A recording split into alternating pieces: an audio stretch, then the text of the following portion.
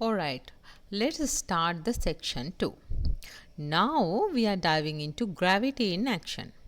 So you may think gravity just pulls objects down, but it actually behaves differently depending on how it interacts with objects. You know, gravity is everywhere. So let's explore how gravity works in two fascinating ways: orbital motion and tides. Now, what is orbital motion? Orbital motion is when an object like the moon or a satellite falls towards the earth but never hits it. Now, why is that? Because it moves sideways fast enough to keep missing the ground. So, in orbital motion, we say the object moves as a whole. Now, tides are like a tug of war. So, in tides, gravity acts differently on different parts, like Earth's ocean stretch toward and away from the moon. So, this is because the moon pulls differently on the near side of Earth compared to the far side, which makes the water bulge. And we will see why this happens in a moment. So, orbital motion is about falling without hitting, and tides are about uneven gravitational pulls.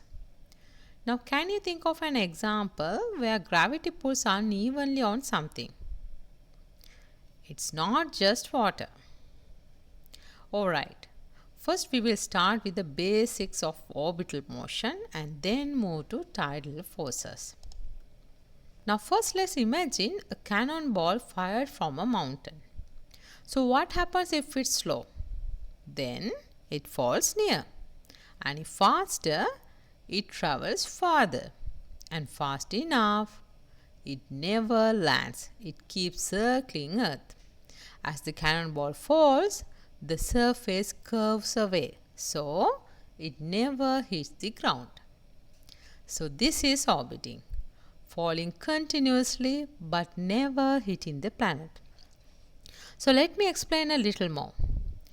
Have you noticed that every object in orbit is actually falling toward Earth all the time?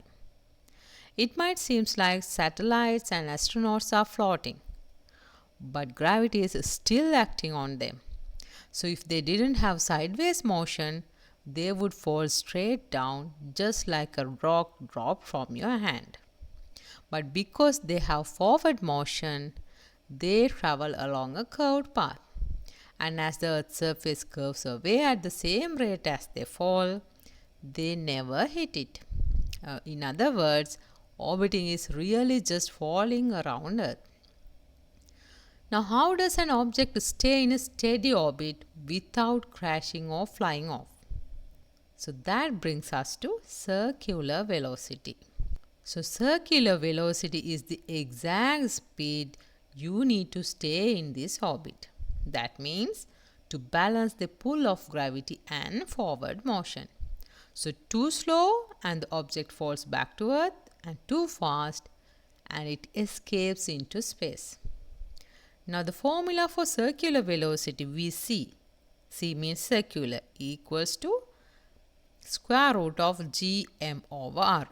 Now you know g. G is the universal gravitational constant and m is the mass of Earth and r is the distance from Earth's center. So for example, a satellite just above Earth's atmosphere must travel about 7.79 kilometers per second to stay in orbit, and that's about 17,400 miles per hour. Crazy fast. And that speed keeps it from falling or escaping. It's just like walking on a treadmill that's perfectly matched to gravity. If you go slower or faster, you fall off either way. Now let's see what this looks in real life orbits close to Earth. So satellite in low Earth orbit, just 200 km above the surface, move at the circular velocity of about 7.8 kilometers per second. So at this speed, they orbit Earth roughly every 88 minutes. So even though they are moving incredibly fast, the satellites don't just crash because The forward motion exactly balances gravity. So it is important to notice that the satellite is not beyond gravity. It's fully under Earth's pull. That's why we can use these satellites for communication, weather forecasting, and even GPS. Their motion is a perfect demonstration of physics in action. Now, what about the astronauts inside these orbiting spacecraft?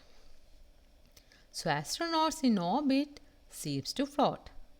But this is not because gravity has disappeared. Gravity is still acting on them. It's almost the same as on the surface. Now, what's happening is that both the astronaut and the spacecraft are falling at the same rate around Earth. And this state of continuous free fall is what creates the sensation of weightlessness. So, when you see footage of astronauts spinning, floating, or moving without touching anything, it's not magic, it's just physics. They are in free fall along with their spacecraft, following the same curved path around Earth. So, in summary, orbiting objects are constantly falling, circular velocity keeps them stable, and satellites travel incredibly fast to maintain orbit.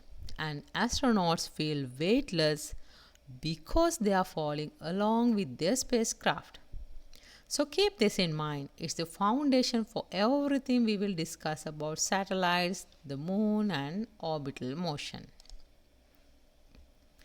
Okay, now we are going to make our understanding of orbits more precise. So up to now, we have been talking as if the Earth is fixed while other objects move around. But that's not the whole story. Let's look at these images of the seesaws and the astronaut. It will help us see what's really happening. Now, every orbit involves two objects moving together around a balance point, which we call the center of mass. Neither object is completely still. Both are moving together. Now think about the seesaw in this image. The heavier side sits closer to the pivot and the lighter side is farther away, and both move around the pivot point. It's just that the heavier one moves less. And the same is true for planets, moons, and stars. So here's a question for you. In a system with one very heavy object and one light object, where do you think the center of mass is? Closer to the heavy one or the lighter one? Or right in the middle? The answer is closer to the heavy one. So in Earth-Moon system, the center of mass lies about 4,670 kilometers from Earth's center. So that is still inside Earth, but not at its core. So the moon is not orbiting Earth's center, it's orbiting this point, the center of mass. And Earth orbits it too. So that's why Earth actually does a little wobble as the moon goes around. It's subtle, but it's there.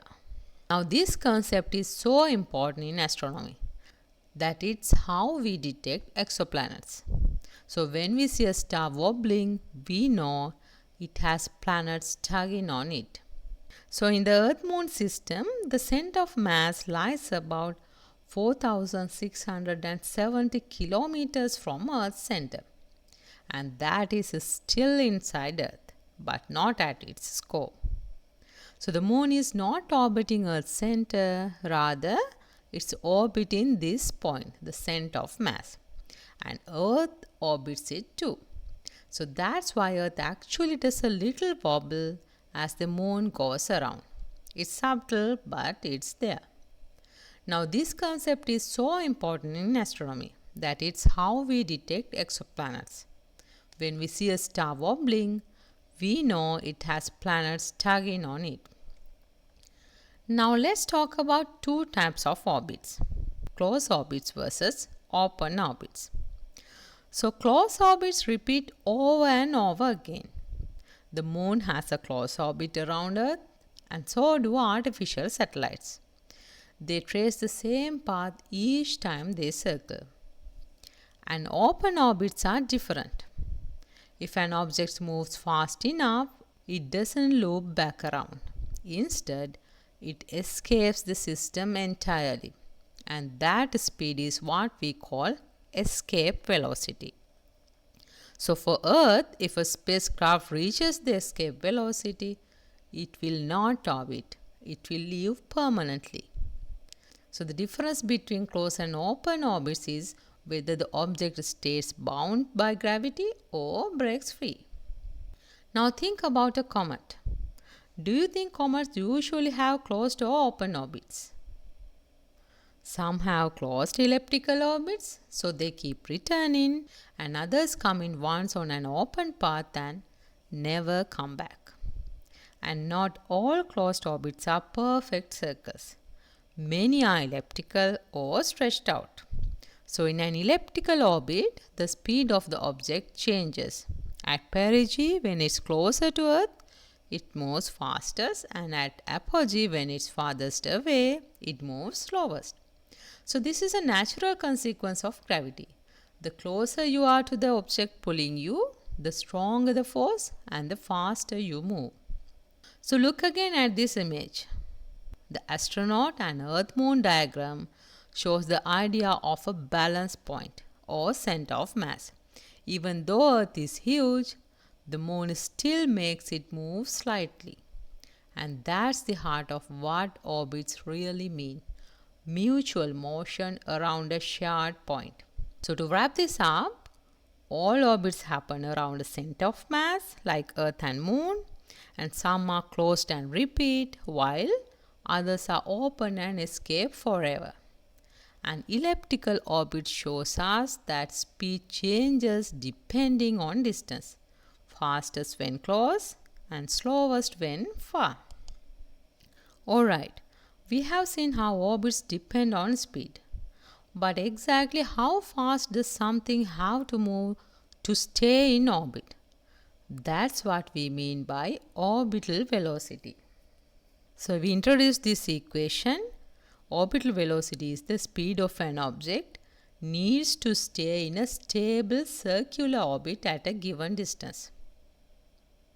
So if it moves slower, gravity pulls it down, and if it moves faster, it tries to move outward. Now at the right speed, the inward pull of gravity and the forward motion balance perfectly, and the object stays in orbit.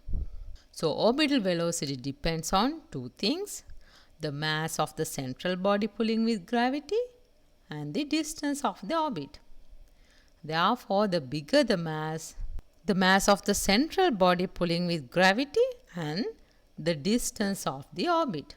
Therefore, the bigger the mass, the stronger the pull, the farther the orbit, the weaker the pull. So if you move farther away from Earth, do you think orbital velocity gets faster or slower? Slower, right? Because when r is increasing, orbital velocity is decreasing because gravity is weaker farther out. Now let's use the Moon as an example. The Moon is about 3.84 times 10 to the power 8 meters away from Earth. And the mass of Earth is 5.97 times 10 to the power 24 kilogram. And this is the value for the universal gravitational constant, G, which is equal to 6.67 times 10 to the power minus 11 Newton meter square per kilogram square.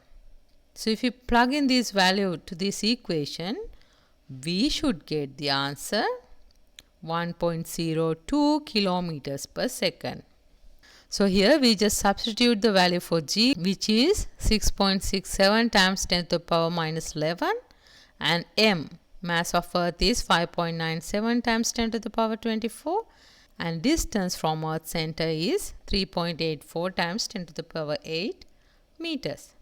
So if you solve for this, you should get the answer 1.02 kilometers per second. Okay. So the answer is close to 1 kilometers per second. Therefore, the speed it needs to stay in orbit is about 1 kilometers per second. And that's much slower than satellites close to Earth because the pull of gravity is weaker that far out. This is why the moon moves gently across our sky, completing one orbit in about 27 days. Now let's compare that to a satellite in low Earth orbit, only a few hundred kilometers above the surface. There, Earth's gravity is much stronger, so the satellite has to move a lot faster to keep from falling. In fact, the orbital speed is about 7.8 kilometers per second, nearly 8 times faster than the moon's orbital speed. And that's why satellites can circle Earth in less than 2 hours, while the moon takes nearly a month. So think about this. Which do you think is easier to launch? A satellite into low Earth orbit or the moon into its orbit? The moon's orbit is slower, but it's way farther away. That means for us, reaching low Earth orbit is easier because it's closer even though the speed is higher. So the key idea here is that orbital velocity depends on distance and gravity. The moon needs only 1 kilometers per second to orbit far away, while satellites close to Earth need about 7.8 kilometers per second to balance the much stronger pull from Earth. And this difference explains why different orbits look and behave the way they do. Okay, now that we have seen how orbital velocity keeps something circling Earth, let's ask a bigger question. What if you want to leave Earth entirely? So that's where escape speed comes in. So escape speed is the minimum speed needed to completely break free from a planet's gravity without having to keep firing engines.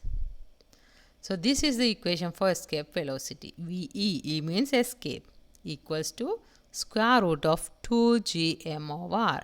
Very similar to the circular speed, but we have square root of 2 here. And g is again the universal gravitational constant, m is Earth's mass, and r is the distance from Earth's center. So if you go slower than this speed, gravity eventually pulls you back down, even if you got really high up. But if you go at a faster than escape speed, then you can coast away forever. So think about this. If you throw a ball straight up, what always happens? It comes back down. Now imagine throwing it harder and harder. At some point, if you could throw it fast enough, it would never come back. And that's the escape speed. Now for Earth, let's calculate the escape period. So to find the escape period from Earth, use its mass 5.97 times 10 to the power 24 kilogram and its average radius 6.37 times 10 to the power 6 meters. So after plugging the numbers and solving, we get the escape period is about 11.2 kilometers per second or roughly 25,000 miles per hour, and that's way faster than orbital speed. So remember, the moon only needs 1 kilometers per second and satellites in low Earth orbit needs about 7.8 kilometers per second. But to escape Earth's pull completely, you need even more energy. So this is why rockets don't just fall back down. They burn fuel to reach this critical speed before coasting into space. Therefore, we can say that escape speed depends on both the mass of the planet and its radius.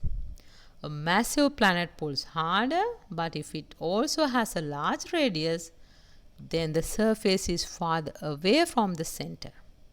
Therefore, the pull is weaker at the surface, and that means escape speed might not be as huge as you expect. But on the other hand, small but very dense bodies like neutron stars or black holes, have enormous escape speeds because gravity is incredibly strong right at the surface. So, for a black hole, escape speed is so high that not even light can escape.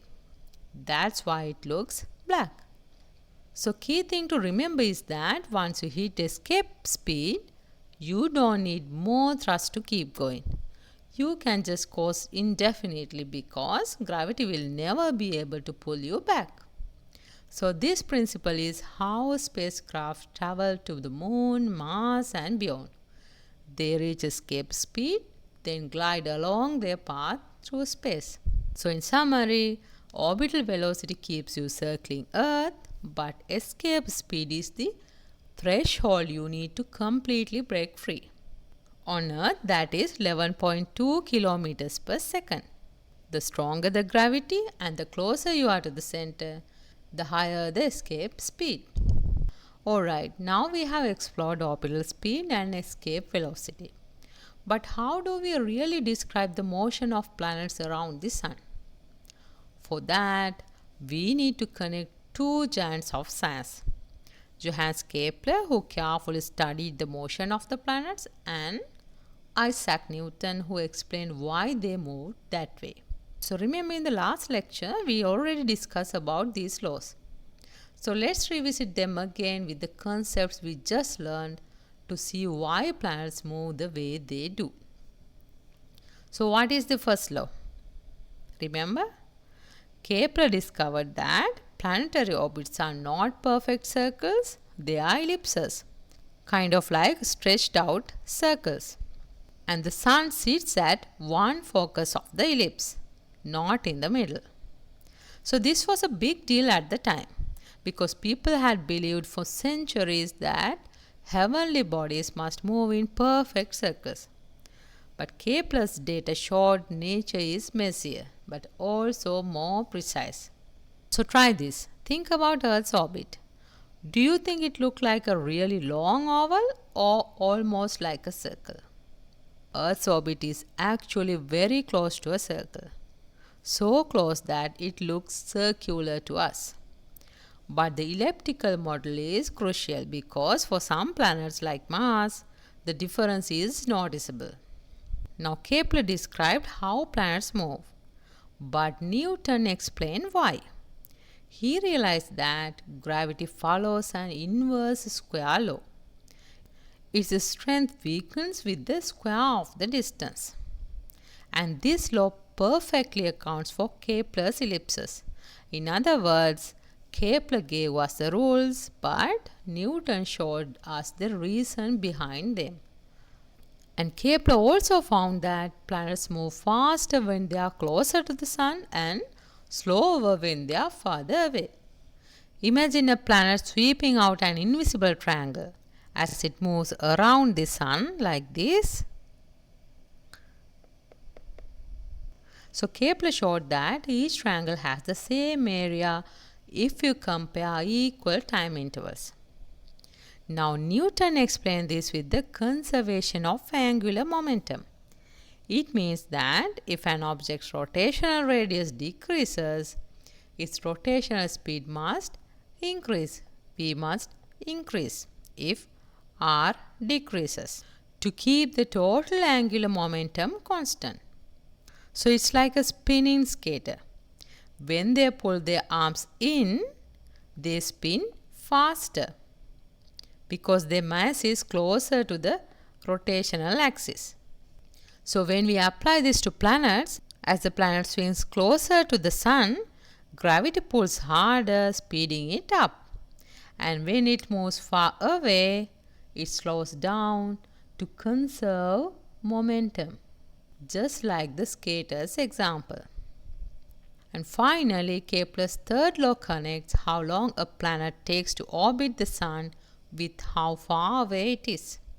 So in simple terms, the bigger the orbit, the longer the period. Remember the equation p square is proportional to r cube, right? So in simple terms, the bigger the orbit, the longer the period.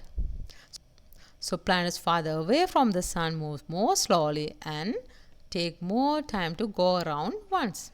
And Newton again provided the explanation using his law of motion and gravity. You can actually derive Kepler's third law mathematically. It's not just an observation, it's a consequence of gravity. So Kepler gives us three rules. Planets move in ellipses, sweep out equal areas in equal times, and the orbital periods depend on distance. And Newton then showed that all of these flows naturally from gravity and motion. Together, they created the foundation for modern astronomy. Now we have looked at how gravity shapes planetary orbits. So next, let's see how gravity explains something much closer to home: the rise and fall of tides here on Earth. So did you know that the moon not only orbits Earth, but also causes the oceans to rise and fall twice a day? Now we are going to explore how gravity leads to tides. Now gravity doesn't pull equally on every part of Earth. The side of the Earth facing the moon is slightly closer, so the moon's gravitational pull is stronger there than at the Earth's center. Therefore, the pull is a little stronger on the oceans right under the moon than it is on the center of the Earth. So what happens? The water kind of stretches and flows, making a bulge on the side of Earth that's facing the moon. Now here's the surprising part. There's also a bulge on the opposite side of Earth, the side facing far away from the moon. Why? Because the moon actually pulls harder on Earth's center than it does on the far side oceans. So it's almost like the Earth gets tugged a little away from that water, and the oceans are left behind, forming a second bulge pointing away from the moon. So even though the moon's pull is tiny compared to Earth's, it is enough to shift the oceans. So think of it like stretching a rubber ball. Small forces applied at different points can still create noticeable changes. Now here's a thought experiment. If the moon suddenly disappeared, what do you think would happen to these bulges? They would disappear. Tides are directly caused by the moon's gravity acting differently across Earth. Now what about the sun's pull? What do you think? Sun also pulls on Earth. But even though it's hugely massive, 27 million times more massive than the moon, it's so far away that its tidal effect is only about half as strong as the moon's because of the difference in distance. But when the sun and moon line up during a new or full moon, then their tidal forces add up. So this is called a spring tide, and the difference between high and low water is especially large. But in contrast, when the sun and moon are at right angles during first and third quarters, their effects partially cancel out. And this is a neap tide with smaller tidal changes. Now imagine you live on a coast.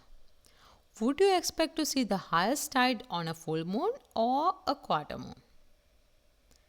The answer is full moon. The moon and sun are aligned, producing spring tides. Now tides don't just move water.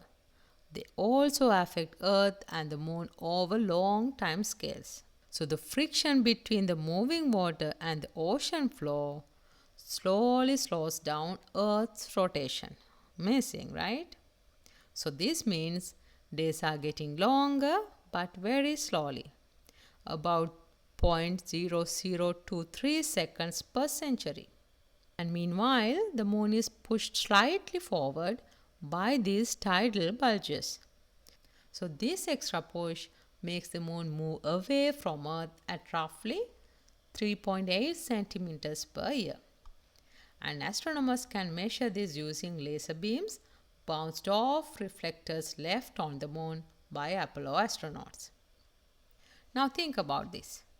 3.8 centimeters a year doesn't sound like much. But how many meters would that be in a million years? Multiply by million. About 38 kilometers.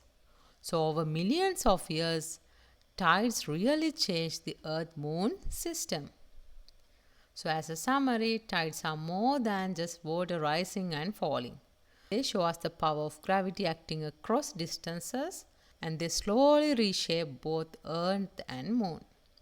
Now, next, we will finish by looking at how Newton's work changed astronomy forever and how it led to our modern understanding of the universe. Now, Newton's Principia, published in 1687, changed everything about how we understand the universe. So, remember, before this, people tried to explain planetary motion using mystical ideas or just careful observations. And Newton showed that motion and gravity could be described with clear mathematical laws. So, this means we can predict the motions of planets, moons, and even falling apples using the same rules. So, physics went from a set of observations to a predictive science. So, Newton didn't just say that gravity exists, he wrote down the exact equations that described it. He connected the dots between the motion of the objects on Earth and celestial objects in the sky. For example, the same force that pulls an apple down also keeps the moon in orbit around Earth. And by using math, Newton could calculate velocities, orbital periods, and even explain why planets follow elliptical orbits. So imagine trying to predict the moon's orbit without math. It would be almost impossible. So Newton gives us a precise toolkit. And Newton's laws are not just about objects falling. They are universal. The same rules that govern Earth also governs Mars, Jupiter, and every star in the sky. So this allowed astronomers to predict planetary positions long before we had telescopes powerful enough to see them. And Kepler noticed patterns in the planet's motion, but Newton explained why those patterns exist. So the wandering planets that confused astronomers for centuries suddenly made sense. Now, before Newton, math was used mostly for trade, land measurement, or astronomy. And Newton showed that math could explain everything in nature. So, scientists around the world adopted mathematics as the ultimate language to describe physical phenomena. So, physics became quantitative, not just qualitative. So, this approach eventually spread to chemistry, engineering, and biology. So, for more than 200 years, Newton's laws were the foundation of all physics and astronomy. And then scientists could explain falling objects, planetary motion, tides, and many more. Next, in the early 20th century, Einstein showed that under extreme conditions, like near a black hole or at very high speeds, Newton's laws are only approximations. But even today, for most situations in daily life, Newton's laws work perfectly. Now, if you throw a ball, does it follow Newton or Einstein? Newton still works for everyday life, right? So, from falling cannonballs to tidal bulges, from planetary orbits to predicting the moon's distance, Newton's idea shows us that the universe follows beautiful, predictable rules. And that's the power of physics. Understanding patterns, predicting behavior, and using simple laws to explain complex phenomena. So, with Newton, the universe went from mysterious to understandable. And just imagine, without Newton, you wouldn't have to do all these physics problems or study for this class, right? But then again, we also would not understand why the moon stays in orbit or why the tides rise and fall. So maybe it's a fair trade.